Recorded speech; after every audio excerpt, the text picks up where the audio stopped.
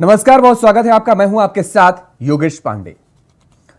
विधायक राजू पाल हत्याकांड के चश्मदीद गवाह उमेश पाल की हत्या का खुलासा करने के लिए यूपी एसटीएफ हरकत में आ गई है।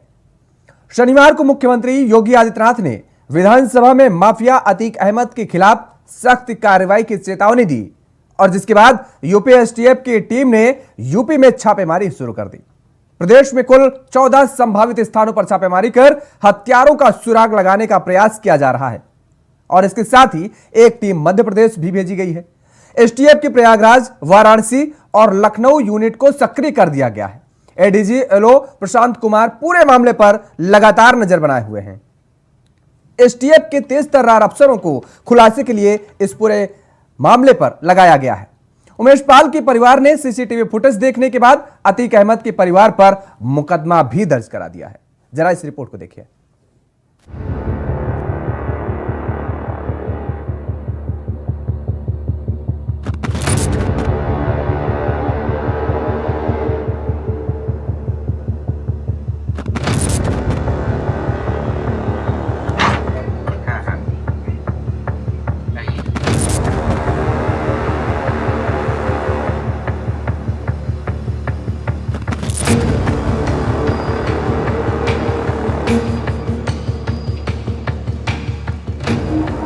गुजरात से अतीक का इशारा, बरेली में रची गई साजिश, प्रयागराज में चली गोलियां और बम। राजू पाल हत्याकांड के गवाह उमेश पाल की हत्या के मामले की जांच कर रही पुलिस जैसे जैसे अपनी तफ्तीश में आगे बढ़ रही है, उसे इस हत्याकांड में माफिया अतीक से लेकर बाहुबली मुख्तार अंसारी की गैंग का भी नाम सामने आ रहा है। पुलिस की अब तक जांच इस ओर संकेत कर रहे हैं कि यह हत्याकांड गुजरात की जेल में बंद अतीक के इशारे पर बरेली की जेल में योजना बनाकर फिर प्रयागराज में अंजाम दिया गया था। अतीक और मुख्तार का कनेक्शन, मुख्तार के भाई मंसूर की अतीक के भाई अशरफ और बेटे अली से बीते कुछ दिनों के दौरान जेल में हुई मुलाकात की गहनता से जांच की जा रही है। पुलिस अधिकारी अशरफ और अली से पूछताछ कर रहे हैं। वहीं 3 राज्यों में शूटरों की तलाश में छापेमारी भी की जा रही है। एसटीएफ की शुरुआती जांच में पता चला है कि उमेश पाल की हत्या की साजिश गुजरात की साबरमती जेल में बंद पूर्व सांसद अतीक अहमद ने रची थी। एसटीएफ की शुरुआती पड़ताल इस ओर इशारा करती नजर आ रही है। अतीक के संपर्क में थे मुख्तार के गुर्गे। जांच के दौरान सुराग मिले हैं कि मुख्तार के कुछ गुर्गे गुजरात जेल में बंद अतीक के संपर्क में थे। आशंका जताई जा रही है कि अतीक ने इन गुर्गों के जरिए अपने भरोसेमंद गुड्डू मुस्लिम और गुलाम से उमेश पाल को ठिकाने लगाने को कहा होगा।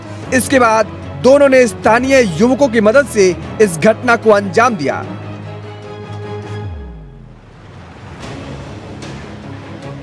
दरअसल मुख्तार के बेटे अब्बास अंसारी के खिलाफ चल रही प्रवर्तन निदेशालय की जांच के दौरान भी मंसूर प्रयागराज में खासा सक्रिय था और इस दौरान उसने नैनी जेल में अतीक के बेटे से मुलाकात भी की थी। इसकी जानकारी हासिल करने के लिए एसटीएफ नैनी जेल के सीसीटीवी खंगालने की तैयारी में है। साजिश बरेली जेल में रची जाने का शक। प्रयागराज में राजू पाल हत्याकांड के मुख्य गवाह उमेश पाल की हत्या की साजिश बरेली जेल में रची जाने का शक प्रयागराज एसटीएफ को है। जिले में 2 दिन से डेरा डाली एसटीएफ की टीम ने जेल में बंद माफिया अतीक अहमद के भाई और हत्याकांड में नामजद आरोपी खालिद अजीम उर्फ अशरफ से पूछताछ के लिए जेल प्रशासन से संपर्क साधा है। एसटीएफ जल्द ही उससे पूछताछ कर सकती है। अशरफ 2 साल से जिला जेल में बंद है। इस दौरान पूर्वांचल के कुछ लोगों ने उससे मुलाकात भी की थी।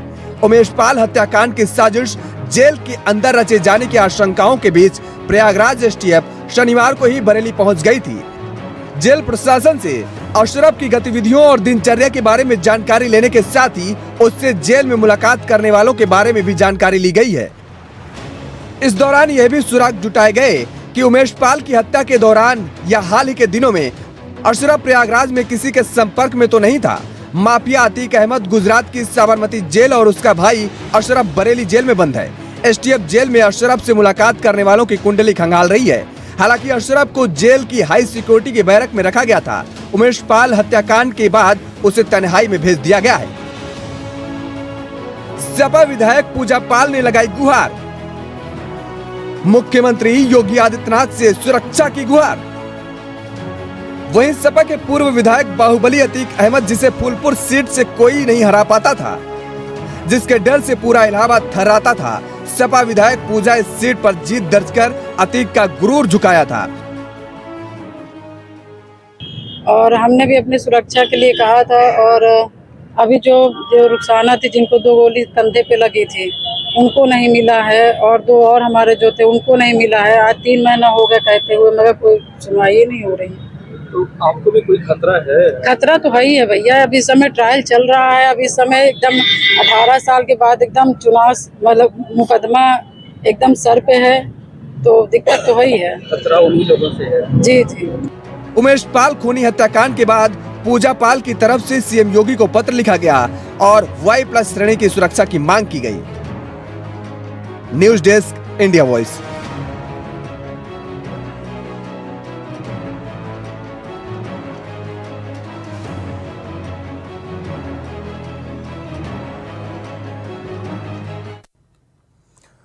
तो आपने देखी है पूरी रिपोर्ट, किस तरीके से साजिश की हत्या के लिए साजिश रची गई और किस तरीके से अब पुलिस टीम, STF टीम, ये सभी सक्रिय हैं।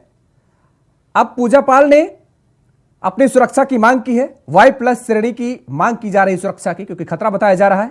वही अतीक की पत्नी को भी अब डर सताने लगा है, अपने बेटों का डर सताने लगा है और अब उन्होंने मुख्यमंत्री योगी आदित्यनाथ से CBI जांच की मांग की है। इसी मुद्दे पर चर्चा करेंगे। हमारे साथ कुछ मेहमान जुड़े हुए हैं, आपका तारुफ करा देते हैं। दीपक बघेल जी हैं, भारतीय जनता पार्टी के प्रवक्ता हैं। दीपक जी, बहुत बहुत स्वागत है इंडिया वॉइस पर। विनय सिंह जी हैं, समाजवादी पार्टी के प्रवक्ता है। विनय जी, आपका भी बहुत बहुत स्वागत है। दिलीप यशवर्धन जी हमारे साथ जुड़े हुए हैं, राजनीतिक विश्लेषक हैं। दिलीप जी, आपका भी बहुत बहुत स्वागत है इंडिया वॉइस पर। हम राजनीतिक दलों के पास जाएं दिलीप जी, उससे पहले आपसे ये कमेंट ले लेते हैं, क्योंकि राजनीतिक दलों के पास जाएंगे तो आरोप प्रत्यारोप का दौर शुरू हो जाएगा।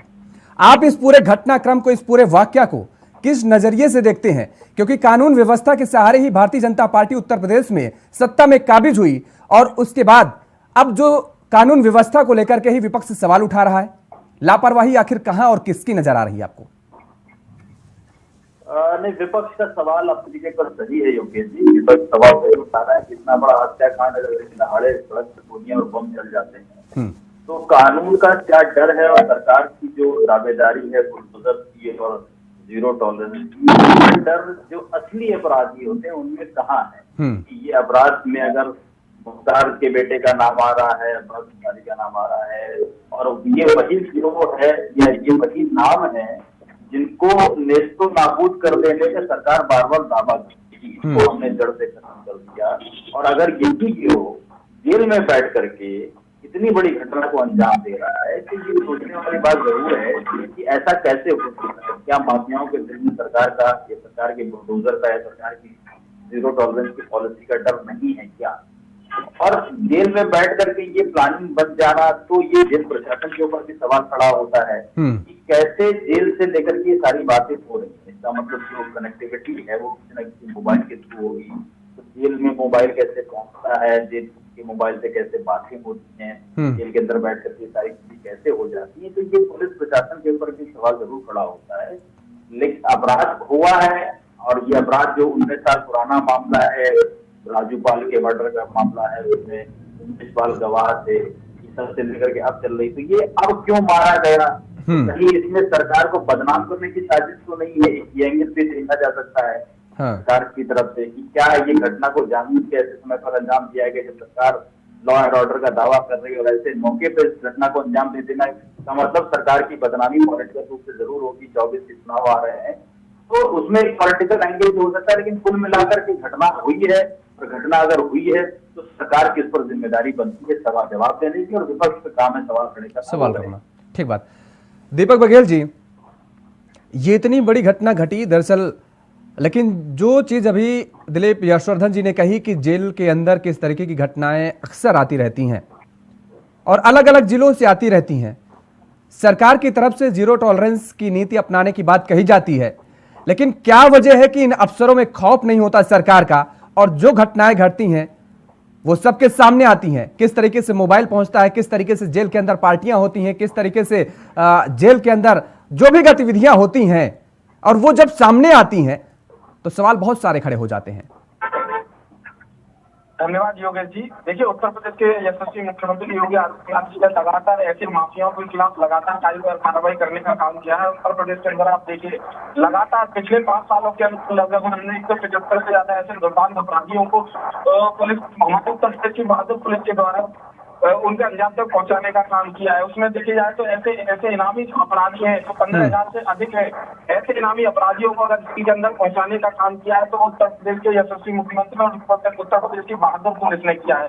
उसी प्रकार से देखा जाए तो गैंगस्टर के जो अपराधी थे, 65,000 से अधिक गैंगस्टर के अपराधी हैं जो आज उत्तर प्रदेश की जेलों के अंदर बंद हैं। इस प्रकार से आप प्रशासन की मंशा पे आप प्रश्न चिन्ह नहीं उठा सकते, परंतु अगर इस प्रकार का अपराध जन्म लेता है तो इस प्रकार के अपराध को भी निस्ते नाबूद करने का, जमीन के अंदर, मिट्टी के अंदर मिलाने का काम नहीं, दीपक बघेल जी, क्यों नहीं सवाल उठाया जा सकता? आप बताइए, दिन दहाड़े गोलियां चल रही हैं और किस तरीके से रैकी, किस तरीके से वो गाढ़ा कहते हैं देहाती भाषा में, गांव में लोग कहते हैं ना गाढ़ा लगा करके बैठे, किस तरीके से वो लोग सब पूरा सक्रिय नजर आए। एलआईयू कहां थी, ये सब पुलिस वाले कहां थे, सब मतलब इतनी लापरवाही और इस तरीके से दिन दहाड़े सबसे बड़ी बात ये कि उनके अंदर बेखौफी देखिए, किस तरीके से बेखौफ नजर आ रहे हैं वो अपराधी। योगेश जी, मैं वही बात बताना चाह रहा हूँ। देखिए, उत्तर प्रदेश की जो आज जनसंख्या है वो 25 करोड़ से अधिक है और 25 करोड़ जनसंख्या के अंदर प्रत्येक चक्कर में पुलिस लगाना असंभव बात है, परंतु आप उसको देखिए कि उत्तर प्रदेश की पुलिस के द्वारा कार्रवाई क्या हुई, एक नजीर बनता है।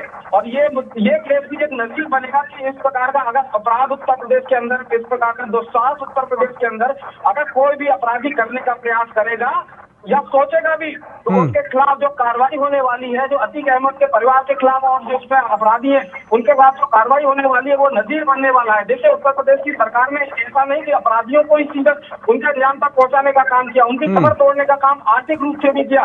ऐसे अपराधों के जो अपराधियों के द्वारा जो संकलित भूमि थी, मुख्तार अंसारी के द्वारा जो संकलित भूमि थी, जिन भूमियों का कब्जा किया गया था, उन भूमियों को कब्जा मुक्त कराने के बाद में गरीबों का आवाज बनाने का काम किया उत्तर प्रदेश की सरकार ने, या मुख्यमंत्री योगी आदित्यनाथ जी के नेतृत्व में। तो उन अपराधियों पर लगातार कार्रवाई करने का काम, उनकी संपत्तियों को फोड़की करने का काम और इस प्रकार की एक नजीर उत्तर प्रदेश के अंदर पेश करना कि इस तरह का दुस्साहस भी आगे आने वाले समय में कोई अपने सपने में भी सोच कर ना करे, ऐसा काम उत्तर प्रदेश की सरकार और पुलिस करने जा रही है। विनय सिंह जी, कार्रवाई ऐसी होगी कि नजीर बनेगी, लोग खौफ खाएंगे और उसके बाद ऐसी घटनाएं रिपीट नहीं होंगी। और सबसे बड़ा आरोप तो ये कि न संरक्षण देने वाले आप ही लोग। देखिए, 2-3 चीजें हैं। दीपक जी अभी तक जो जवाब दे रहे थे, जैसे लग रहा आपने झूठ की पाठशाला की कोई किताब है, जैसे कोई कविता पढ़ता है ना, वैसे पढ़ते जा रहे थे, वही घिसी पट्टी जो पुरानी बातें, कुछ नया नहीं इन्होंने कहा, जो इन्हें पढ़ाया गया वही बताया, पहली चीज। दूसरी चीज मैं बता दूं ना, अतीक अहमद समाजवादी पार्टी का सदस्य है। 2014 से माननीय राष्ट्रीय अध्यक्ष श्री अखिलेश यादव ने जितने भी अपराधी हैं तकरीबन सबको बाहर कर दिया था, जिनके ऊपर ऐसी कोई भी गतिविधियों में कोई लिप्त था। अगर उठा करके देखा जाए तो भारतीय जनता पार्टी में ऐसे बहुत से मंत्री विधायक हैं जिनके ऊपर लंबे चौड़े केसेज है। माननीय राष्ट्रीय अध्यक्ष जी ने कभी भी अपराधियों को परिचय नहीं दिया। तीसरी चीज मैं बता दूं, बहुत पहले सांसद का चुनाव था, रीता बहुगुणा जोशी जी इलाहाबाद से चुनाव लड़ रही थी। उस समय भारतीय जनता पार्टी को बड़ा डर सताने लगा था उस चुनाव में, तो उन्होंने कुछ ऐसा चेहरा खोजने का प्रयास किया जिससे वोटों का ध्रुवीकरण हो सके। तो अतीक अहमद जी वहां से चुनाव लड़े और उसके बाद रातों रात अतीक अहमद को चुनाव आयोग से परमिशन लेकर के, ऐसी कौन सा संबंध था, ऐसा कौन सा दिल लगी था कि उन्हें प्रतापगढ़ जेल में, प्रयागराज जेल में शिफ्ट करना पड़ा। तो देखिए, रिश्ते किसके कौन से हैं ये सभी लोग जानते हैं। सरकार इनकी है, बेखौफ बदमाश इनके हैं, जेल इनकी है, जेल में मीटिंग हो रही है, सारा कुछ तंत्र इनका है। लेकिन फेलोर ये अपने आप को नहीं मानेंगे, क्योंकि प्रशासन इनका, पुलिस इनका, जेल इनका और सारा कुछ जो तय हो रहा है। लेकिन यहाँ पर दिलीप जी ने एक पॉइंट रखा था, दिलीप जी ने कहा कि दरअसल कहीं ऐसा तो नहीं सरकार को बदनाम करने की कोशिश की जा रही हो, ये भी तो हो सकता है।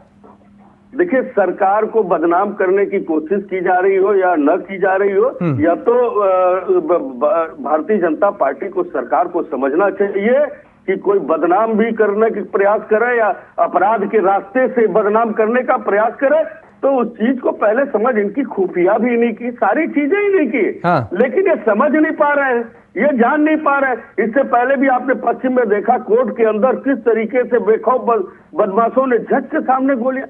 अब तो इस स्तर पर बदमाशी आ गई है, ये खौफ उनके अंदर रहा ही नहीं। कचहरी और कोर्ट और जज के सामने गोलियां चला रहे हैं, दिन दहाड़े किस तरीके से देख रहे हैं आप, अंगरक्षक होते हुए। अरे इनको डर ही नहीं है। तो उसको जानते हैं, ये सरकार केवल मुंह की सरकार है, ठीक, बोलने वाली सरकार है, हाँ। लंबी लंबी बातें कहने वाली सरकार है। इस सरकार के अंदर दम नहीं है। बदमाश इस चीज को जानते हैं, इसलिए बेखौफ हो चुके हैं। ठीक है दिलीप जी, सरकार तो लगातार जीरो टॉलरेंस की बात कर रही है, हमने पहले भी बात कही, और लगातार हालांकि मुख्यमंत्री योगी आदित्यनाथ की मंशा पर सवाल नहीं उठाए जा सकते, क्योंकि वो अपराधियों को लेकर के शुरुआती दौर से ही बिल्कुल सख्त नजर आ रहे थे और सख्त हिदायत दे रहे थे कि अधिकारी कार्रवाई करें, जो भी अपराधी हैं उन पर बख्शा बिल्कुल ना जाए। क्या वजह मानी जाए कि इतना सख्त मुख्यमंत्री होने के बावजूद भी इस तरीके की घटनाएं हो रही हैं और अधिकारी जो है उस पर पूरा लीपापोती करने का काम करते नजर आते हैं? अखिलेश जी, पहली बात तो ये कि जीरो टॉलरेंस का मतलब ये नहीं कि अपराध होगा ही। हाँ। अपराध तो वो चीज है जो न कभी रुकी है और न कभी रुकेगी, चाहे कितना सख्त मुख्यमंत्री आ जाए। लेकिन इस सरकार का ये दावा था कि जो संगठित अपराध है उसको उन्होंने खत्म कर दिया, और ये जो केस हुआ है संगठित अपराध का बहुत बड़ा उदाहरण। कोई ऐसी घटना नहीं है कि राह चलते होगी, दो लोगों का झगड़ा हो गया और एक ने दूसरे को गोली मार दी, या कहीं शादी में झगड़ा हो गया, या कहीं किसी को लेकर झगड़ा हो गया, किसी को नई नई दुश्मनी हुई। ये संगठित अपराध इसी को कहा जाता है कि 19 साल पुरानी दुश्मनी, उस केस में वो उस गवाह को खतरा, उस गवाह को मारने के लिए कहा कि जेल में बैठ करके प्लानिंग हुई और कहा कि उसको अंजाम दिया गया। तो ये संगठित अपराध इसी को कहा जाता है। इतना बड़ा अगर संगठित अपराध हो रहा है तो ये सरकार की कार्यवाही मंशा पे सवाल नहीं खड़े हुए। मैं ये नहीं कह रहा हूँ कि सरकार चाहती है कि कोई माफिया बैठे और अपराध हो, कोई सरकार नहीं चाहती है, भाजपा सरकार बिल्कुल नहीं चाहती है। लेकिन हाँ, उनकी कार्यवाही पे सवाल जरूर खड़ा होगा कि जब जेल के अंदर बैठ करके मुख्तार अंसारी ने ये प्लानिंग करी, तो उस प्लानिंग को करने के लिए वहां की सर्विलांस क्या कर रही थी, वहां के जैमर्स क्या कर रहे थे, कैसे उनके पास मोबाइल पहुंचा, कैसे वो जेल में बैठ करके इस बात को प्लान करके ले गए, और उसके बावजूद मर्डर हो गया। तो ये चीजें, ये जो घटना को अंजाम दिया गया, ये घटना का अंजाम सरकार इस पर सवाल तो जरूर खड़े करेगा, क्योंकि ये एक संगठित अपराध है। ठीक बात आपने कही है। विनय जी, पूजा पाल अब सरकार से गुहार लगा रही, कह रहे हैं कि दरअसल उनको Y+ की सुरक्षा दी जाए। बिल्कुल। हाँ, सपा का क्या इस पर रुख है? देखिए, जिस तरीके से यह अपराध लगातार बढ़ रहा है, अपराधी बेखौफ हो चुके हैं, तो कभी भी घटनाएं घट सकती हैं। तो अगर सुरक्षा मांग रहे हैं तो सुरक्षा देना चाहिए और तत्काल प्रभाव से देना चाहिए। लेकिन यह सरकार इन सब चीजों पर नहीं, केवल दिखावे की बातें कि हम मिट्टी में मिला दें। अरे किसको मिला दोगे, किसको मिला दोगे? अपराध आपके नाक के नीचे और आप बता रहे हो मिट्टी में मिला देंगे। पहले अपराध तो रोको। संगठित, अभी आप हर्षवर्धन जी ने कहा है, जो दिलीप जी ने, कि संगठित 3-4 बड़े बड़े अपराध हो चुके। क्या वो उसको क्या कहेंगे? जो टैनी के लड़के ने किया है, दौड़ा करके गोली मार रहा है, क्या कहते हैं, किसानों को। अपराध ऐसे ही जन्म लेता है, बेखौफ ऐसे ही लोग होते हैं। जब अगर हम कहीं न कहीं इनको अगर इनके ऊपर कार्रवाई नहीं करेंगे, चाहे कोई भी अपराध हो, चाहे उनकी पार्टी के अंदर रहने वाला कोई नेता अपराध करता है, चाहे उनके गृह राज्य मंत्री के संरक्षण में अपराध हो, तो अपराध इस तरह से होंगे तो बेखौफ होंगे बदमाश।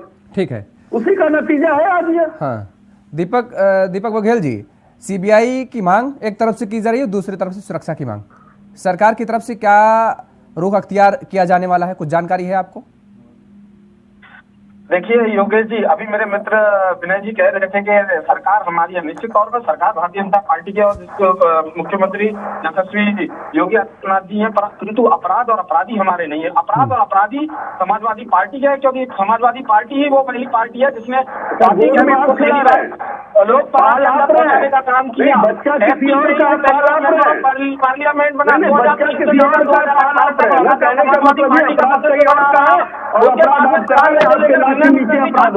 समाजवादी पार्टी का सदस्य बनाना, आश्रय देने का काम, फल फूल करने का काम, पोषण देने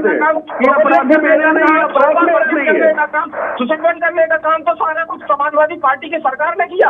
इन्हीं के सरकारों के अंदर योगेश जी मैं आपको स्पष्ट बता देता हूँ कि इन्हीं के सरकारों के अंदर ऐसे जो अपराधी थे उनको खाद पानी देने का काम किया। सरकार भारतीय जनता पार्टी की है। पुलिस वालों को बम के रूप में आज उत्तर प्रदेश की जनता और उत्तर प्रदेश के लोग जेल में, उस संगठित अपराध के खिलाफ, उनके कमर तोड़ने के खिलाफ लगातार उत्तर प्रदेश की सरकार ने काम किया है। और देखिए आज वो माफिया उत्तर प्रदेश के बाहर है, परंतु आज कोई घटना हुई है तो उस घटना पे भी ऐसी कार्रवाई करने का काम उत्तर प्रदेश की सरकार करने जा रही है। यही समाजवादी फिर विलाप करते आएंगे, जैसे मुख्तार आजम खां के लिए करते आए, अब्दुल्ला आजम के लिए करते आए, सोलंकी के लिए करते आए, नाहिद हसन के लिए करते आए। ठीक है, कुछ बोलना चाह रहे हैं, एक सेकंड। ठीक है, दीपक जी आ रहे हैं आपके पास, कुछ बोलना चाह रहे हैं। विनय जी आप बात रखिए अपनी। अपराधियों को लगातार शरण देने का काम ठीक है, आ गई सारी बातें आपकी, आ गई दीपक जी, आ गई। समय कम है इसलिए विनय जी पोयम पढ़ना बंद कीजिए। ये बताइए, सरकार आपकी है, प्रशासन आपका है, आप बता रहे अपराध पहले का है, अपराधी पहले के हैं। अरे क्या बात करते, किस तरह की बात करते हैं? जवाब होता है कोई? प्रशासन हम अपराधी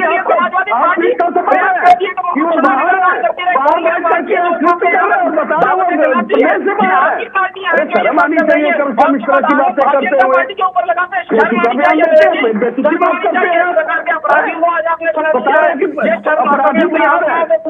ठीक है, दोनों लोगों को रोकेंगे, दोनों लोगों को, विनय जी, दीपक जी, दोनों लोगों को रोकेंगे। इस वक्त की बड़ी खबर आ रही है प्रयागराज, इसी मामले से जुड़ी इस वक्त की बड़ी खबर। आपको बता दें कि पुलिस और अपराधियों के बीच मुठभेड़ हुई है प्रयागराज से। इस वक्त की बड़ी खबर है, आपको बता दें कि प्रयागराज से बड़ी खबर आ रही है जहां पर पुलिस और अपराधियों के बीच मुठभेड़ हुई है। उमेश पाल हत्याकांड से जुड़ी बड़ी खबर दर्शकों तक हम पहुंचा रहे हैं। इस वक्त की बड़ी खबर है, प्रयागराज से आ रही है। उमेश हत्याकांड के आरोपियों से पुलिस की मुठभेड़ हुई है।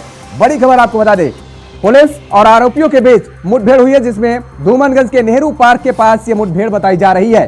प्रयागराज से इस वक्त की यह बड़ी खबर आपको बता दें, मुठभेड़ में एक बदमाश को गोली भी लगी है। तो पुलिस और अपराधियों के बीच ये मुठभेड़ हुई है, जिसमें एक बदमाश को गोली लगी है। और इसी खबर पर ज्यादा जानकारी के साथ हमारे सहयोगी शुएब रिजवी प्रयागराज से फोन लाइन पर बने हुए हैं। शुएब, क्या कुछ जानकारी है, मुठभेड़ हुई है अपराधियों और पुलिस के बीच में?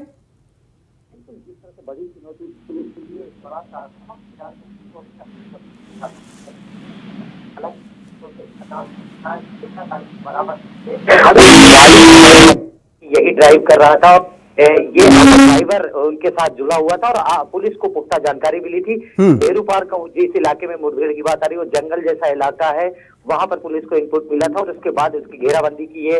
हालांकि ऑफिशियल तौर पर अभी नहीं कहा गया है, लेकिन उसको गंभीर तौर से घायल रूप में ले जाया गया है सारण अस्पताल, जहां पे अब डॉक्टर इसका फैसला करेंगे कि उसकी क्या स्थिति है। लेकिन इतना जरूर है कि पुलिस ने आज एक बड़ी कार्रवाई करते हुए इस पूरे मामले पर, चूंकि उत्तर प्रदेश की सरकार ने भी इसको चुनौती के रूप में लिया था और बिल्कुल, लेकिन इसकी शिनाख्त हो पाई है क्या? जिस अपराधी को मार गिराया गया है, जिसको मुठभेड़ में, इसकी शिनाख्त हो पाई है क्या? बिल्कुल, अभी फिलहाल जो हमारे पास जानकारी है कि यही सल्लाहपुर के इलाके के रहने वाला बताया जा रहा है। अरबाज नाम उसका बताया जा रहा है। 22 से 25 साल उम्र उसकी बताई जा रही है। वो एज ए ड्राइवर इस परिवार के साथ जुड़ा होता है, ऐसी प्राथमिक सूचना है। अभी ऑफिशियल तौर पर इस बारे में कह पाना जल्दबाजी होगी, लेकिन जिस तरह से उसका नाम आया है, उसकी शिनाख्त हो रही है, ये बताया जा रहा है कि ये गाड़ी चलाने का काम करता था और उस घटना के वक्त भी वो क्रेटा गाड़ी को ड्राइव कर रहा था, जिसे पुलिस ने 2 दिन पहले ही बरामद किया था। तो ये इसके साथ जो अभी तक की जो जानकारी है कि उसके परिवार यानी अतीक के परिवार से जुड़े हुए इसके तार है, इसके परिवार के लोगों के तार जुड़े हुए हैं।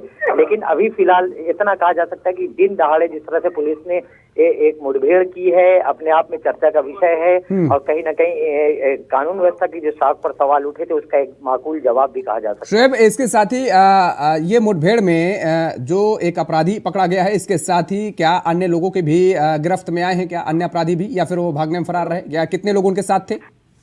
फिलहाल अभी सिर्फ इसी के बारे में सूचना है। ये ऐसा बताया जा रहा है कि बगैर नंबर की बाइक से था, पुलिस को शक हुआ, इसने इसकी घेराबंदी की और इस तरह से घटना का बाकायदा जो है पुलिस को अंदाजा था और उन्होंने घेराबंदी की और उसी में गोलीबारी में ये घायल हुआ है, जिसे अस्पताल ले जाया गया है।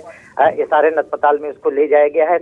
अभी फिलहाल यही कहा जा रहा है कि वो अकेला था और इसीलिए जो ये पूरी सूचना है कि अभी फिलहाल एक ही आदमी को, हालांकि थोड़ी देर बाद बहुत स्थिति साफ होगी, लेकिन हम इस वक्त स्पॉट पे मौजूद है और वहां पर बड़ी संख्या में पुलिस मौजूद है और जो एनकाउंटर की प्रक्रिया है वो समाप्त हो चुकी है। अभी सिर्फ यहाँ पे फोर्स है और जो घायल है उसको एसआरएन अस्पताल भेजा गया है, जहां पर आगे तय होगा, क्योंकि गंभीर अवस्था में घायल है तो उसके बारे में आगे तय होगा। लेकिन ये जरूर है कि अब इनकाउंटर की जो प्रक्रिया है वो समाप्त हो चुकी है। हालांकि मौके पर अभी भी बड़ी संख्या में पुलिस बल और आला अधिकारी मौजूद हैं। शोएब, ये माना जाए जिस तरीके से प्रशासनिक अमले पर सवाल उठ रहा था, अब कहीं ना कहीं सख्त नजर आ रहा है और उसने अब ये ठान लिया है कि एक भी अपराधी बचने नहीं पाएगा। बिल्कुल निश्चित तौर पर हम इस बीच में अपडेट भी करके हमारे पास जो जानकारी, जैसा कि इंडिया वाइज ने पहले ही बताया था कि उसकी मौत हो चुकी है, जो अरबाज जिसके गोली लगी थी, ये सूचना आ रही है कि उसकी मौत हो चुकी है। डॉक्टर ने भी इसे मृत घोषित कर दिया है। लेकिन जहां तक अगर पुलिस की बात करें तो पुलिस के लिए चुनौती थी और पुलिस ने जिस तरह से उस पर दबाव लगातार बन रहा था, अधिकारियों पर दबाव बन रहा था, शासन लेवल पर दबाव बन रहा था। आज ही बहुजन समाज पार्टी के जो प्रदेश अध्यक्ष है वो खुद परिवार से मिलने के लिए आए थे। राजनीतिक रूप से जिस तरह से हमलावर थे लोग, तो सरकार के लिए इस मामले में जवाब देना थोड़ा मुश्किल था और इसीलिए जो लोकल प्रशासन है उसके लिए बहुत बड़ी चुनौती थी। एसटीएफ को लगाया गया था, 10 से ज्यादा टीमें काम कर रही थी। बिल्कुल शोएब, और आपको रोकेंगे यहाँ पर, ये सीधी ये तस्वीरें हम आपको एक्सक्लूसिव तस्वीरें दिखा रहे हैं। ये वो तस्वीरें हैं जो अपराधी को मारा गया है। आपको बता दें कि और मुठभेड़ के दौरान इस आरोपी को गिरफ्तार भी किया गया और उसे इलाज के लिए अस्पताल ले जाया गया है। ये सीधी ये तस्वीरें आपको बता दें कि ये तस्वीरें आप देख सकते हैं किस तरीके से इस अपराधी को अस्पताल ले जाया जा रहा है पुलिस प्रशासनिक अमले की तरफ से। तो प्रयागराज में पुलिस और आरोपियों के बीच ये मुठभेड़ हुई है, जिसके बाद इस एक आरोपी को गोली लगी है और उसे पुलिस के अधिकारियों ने, पुलिस के आला अफसरों ने अस्पताल पहुंचाया, अस्पताल भर्ती कराया है। ये तस्वीरें आप देख सकते हैं किस तरीके से पुलिस का पूरा अमला वहां पर मौजूद है।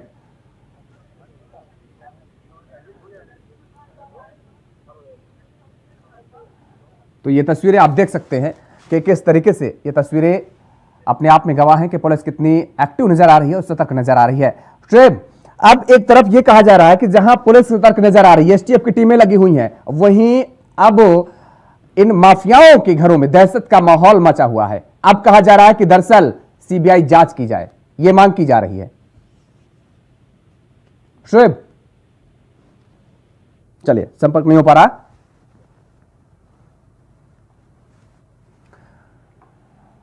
तो पुलिस और आरोपियों के बीच मुठभेड़ हुई है, जिसमें एक आरोपी को आपने देखा किस तरीके से गिरफ्तार किया गया और गोली लगी है, उसको अस्पताल पहुंचाया गया। पुलिस की पूरी टीम वहां पर मौजूद है। हमारे साथ सभी मेहमान लगातार बने हुए हैं। दिलीप जी, आपका सीधा रुख करेंगे, क्या माना जाए लगातार अब जिस तरीके से देखिए दिन दहाड़े एनकाउंटर करने की कोशिश की जा रही है, बात की जा रही है, सरकार लगातार जिस तरीके से सख्त नजर आ रही है, प्रशासनिक अमला भी ये माना जा रहा है कि ठान लिया है कि एक भी आरोपी बचने न पाए, जमीन से कहीं भी हो, पाताल में हो, ये कहा जा रहा है। क्योंकि जिस तरीके से रौद्र रूप देखने को मिला है सदन के अंदर मुख्यमंत्री योगी आदित्यनाथ का, तो कहीं ना कहीं अब ये माना जाए कि अधिकारियों में भी खौफ का माहौल है कि अब कार्रवाई करनी ही करनी है, एक भी आरोपी बचना नहीं चाहिए। देखिए, जब शासन सख्त होता है तो प्रशासन काम करता है। प्रशासन ढिलाई तभी करता है जब शासन की तरफ से या तो शासन की सरपरस्ती मिलती है अपराध को, या फिर शासन इस बात से अनभिज्ञ रहता है कि प्रशासन लापरवाही कर रहा है। लेकिन योगी जी के राज में मैं ये कहता हूँ कि योगी इस बात को लेकर के बहुत सख्त हैं कि अपराध नहीं होने चाहिए। अब इस बात को वो प्रशासन से कैसे करा लेते हैं और प्रशासन कितनी की बात को सुन करके सही निर्णय कर पाता। सही निर्णय का मतलब कभी कभी ये भी होता है कि जब ऊपर से प्रेशर होता है तो प्रशासन आराम शनाब से इसको डिस्पोजल करने के लिए किसी भी बेगुनाह को उठा करके अपराधी बना देता है। ये बहुत पुराना, ये हमेशा होता रहा है कि हमेशा प्रेशर में प्रशासन कुछ न कुछ केस को खत्म करने के लिए किसी को भी अपराधी बना देता है, किसी का भी इनकाउंटर कर देता है, कोई किसी को भी केस में फंसा देता है। तो न्याय तो हो, अपराधियों पर सच्ची हो, लेकिन अपराधियों पर भी हो, अपराधियों की आड़ में किसी और को बिल्कुल बेगुनाह एक भी नहीं फंसना चाहिए। हाँ, अपराधियों का खात्मा किया जाए, लेकिन बेगुनाहों को फर्जी तरीके से उन्हें न फंसाया जाए, न उन्हें परेशान किया जाए। बहुत बहुत शुक्रिया आप सभी मेहमानों का, क्योंकि समय का अभाव है, माफ करिएगा विनय जी, इसलिए चर्चा को विराम देना पड़ा हमें। दीपक जी, विनय जी और दिलीप यशोधन जी, आप तीनों मेहमानों को हमारे साथ जुड़ने के लिए बहुत बहुत शुक्रिया। तो लगातार जिस तरीके से जो स्थिति अब बनी हुई है, अभी आपने देखा कि किस तरीके से अब पुलिस टीम भी सतर्क नजर आ रही है और एक भी आरोपी को छोड़ने के मूड में नजर नहीं आ रही है। कहीं भी आरोपी छुपा होगा उसे खोज निकालने की पूरी कोशिश की जा रही है। देखने वाली ये बात होगी कि आखिर इस पूरे साजिश में मुख्य कर्ता धर्ता कौन था और क्या सजा मिलेगी उसे।